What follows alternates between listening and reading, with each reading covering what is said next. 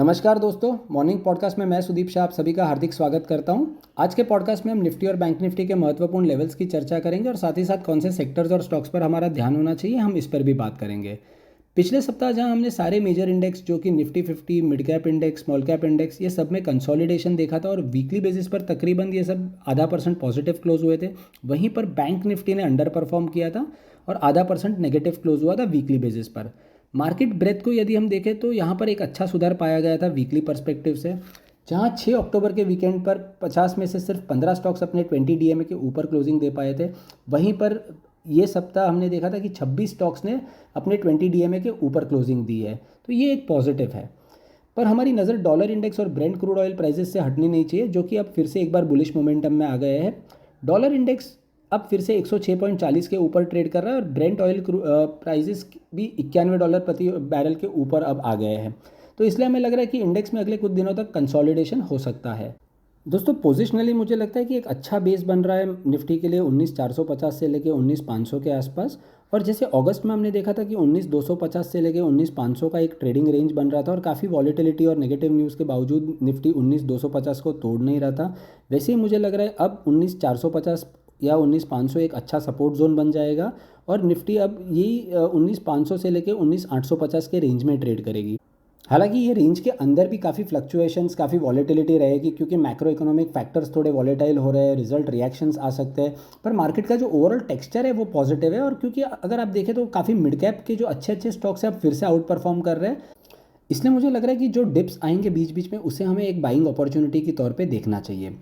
चलिए, index levels की यदि बात करें तो क्रूशल रेजिस्टेंस लेवल्स अब 19,830 से लेकर 19,850 के आसपास है और ये लेवल क्रॉस करने पर ही हम निफ्टी में अगला रैली 20,000 और 20,100 तक का देख पाएंगे। सपोर्ट कहाँ पे है? सपोर्ट अब है 19,630 से लेकर 19,680 के बीच में, जहाँ पे 20 दिन का एक्सपोनेंशियल मूविंग एवरेज भी है। निफ्टी ऑप्शन चेन को देखें तो एग्रेसिव पुट राइटिंग अब 19,700 और 19,600 के स्ट्राइक प्राइसेस में हो रही है और एग्रेसिव कॉल राइटिंग हो रही है 19,800 और 19,850 के स्ट्राइक प्राइसेस पर। तो इससे हमें लग रहा है कि आने वाले कुछ दिनों में निफ्टी की रेंज हो सकती है 19,600 से लेकर 19,850 के बीच में। दोस्तों, बैंक निफ्टी की बात करें तो बैंक निफ्टी में पिछले 3-4 दिनों से 44,600 44,700 के आसपास एक रेजिस्टेंस हम देख पा रहे हैं, जहाँ पे 20 दिन का एक्सपोनेंशियल मूविंग एवरेज है और ये लेवल के ऊपर क्लोज होने पर ही हम अब 45,200 तक का एक शॉर्ट कवरिंग मूव देख पाएंगे। तो अब सबसे इंपॉर्टेंट रेजिस्टेंस 44,700 है और सबसे महत्वपूर्ण अब सपोर्ट बैंक निफ्टी के लिए 43,900 43,850 है। और यही लेवल ने पिछले 3-4 महीनों से हमने देखा है काफ़ी बार सपोर्ट जोन के तौर पे एक्ट किया। जब जब बैंक निफ्टी ये लेवल तक आ रहा था वहीं से एक बार बाइंग सपोर्ट आ रहा था और फिर से बैंक निफ्टी 44,600 44,700 तक रिबाउंड कर पा रहा था। तो आइडियली अगर हम देखें तो पिछले काफ़ी हफ्तों से 43,900 से लेके 44,700 44,800 की रेंज में अब बैंक निफ्टी ट्रेड कर रहा है। और यदि ये लेवल जो 43,850 का जो महत्वपूर्ण सपोर्ट लेवल है ये टूट जाता है तो अगला जो सपोर्ट जोन होगा वो 43,400 के आसपास है।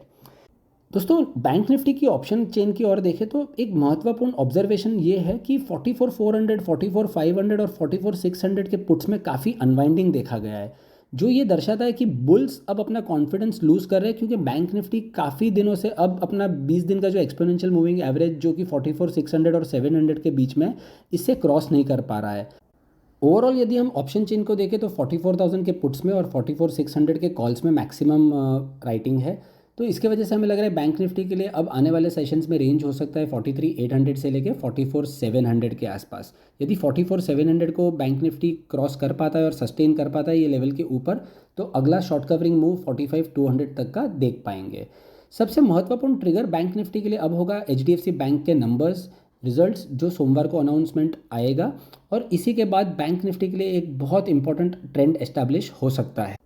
चलिए दोस्तों, स्टॉक्स और सेक्टर्स की तरफ अगर एक नज़र करें तो हमें लगता है कि आने वाले कुछ सेशन में CPSE, capital goods, power, real estate, consumption और ऑटो, ये सब सेक्टर्स में काफ़ी अच्छा मोमेंटम बना रह सकता है, क्योंकि पिछले सप्ताह भी यहाँ पे एक बहुत अच्छा सेटअप हमने देखा था। काफ़ी अच्छे अच्छे लार्ज कैप स्टॉक्स और मिड कैप स्टॉक्स में से ये सारे सेक्टर्स में से, तो जैसे कि कुछ नामों की यदि हम बात करें तो लार्ज कैप्स में से Maruti, L&T, Bharti Airtel, Bajaj Finserv और टाटा मोटर्स, ये सब स्टॉक्स में डेली और वीकली चार्ट्स के सेटअप पर अगर हम देखें तो ये बहुत पॉजिटिव नज़र आ रहे हैं और साथ ही साथ ओपन इंटरेस्ट में भी काफ़ी अच्छा बिल्टअप हुआ है लॉन्ग साइड पर।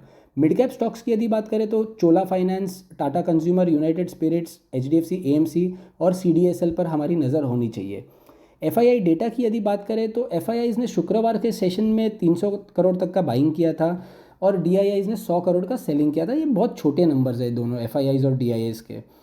FIIs लॉन्ग शॉर्ट रेशियो की बात करें इंडेक्स फ्यूचर्स में तो ये अभी भी 27% के आसपास है, जो कि एक नेगेटिव है। और इंटरनल्स की तरफ थोड़ी नज़र करें तो FIIs ने फिर से थोड़े फ्रेश शॉर्ट पोजीशंस इनिशिएट किए शुक्रवार के सेशन में।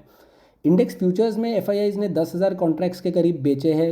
FIIs ने स्टॉक फ्यूचर्स में 8,400 कॉन्ट्रैक्ट्स बेचे हैं। इंडेक्स ऑप्शंस की यदि बात करें तो FIIs ने 1.5 lakh contracts index call option के बेचे हैं और साथ ही साथ उन्होंने तकरीबन 9,500 कॉन्ट्रैक्ट्स इंडेक्स पुट ऑप्शंस के खरीदे हैं। तो ओवरऑल अगर ये डेटा को हम देखें तो हमें लग रहा है कि ये डेटा नेगेटिव है और FIIs हर उछाल पे अपनी लॉन्ग पोजीशंस बुक कर रहा है। तो चलिए दोस्तों, संक्षिप्त में अगर एक बार बात कर ले कि हमने ये पूरे पॉडकास्ट में क्या डिस्कस किया है, तो हमें लग रहा है कि ओवरऑल थोड़ा कंसोलिडेट कर सकता है निफ्टी के लिए महत्वपूर्ण सपोर्ट अब बन जाएगा 19,600 से लेकर 19,650 के बीच में और रेजिस्टेंस बना रहेगा 19,830 से 19,850 के बीच में।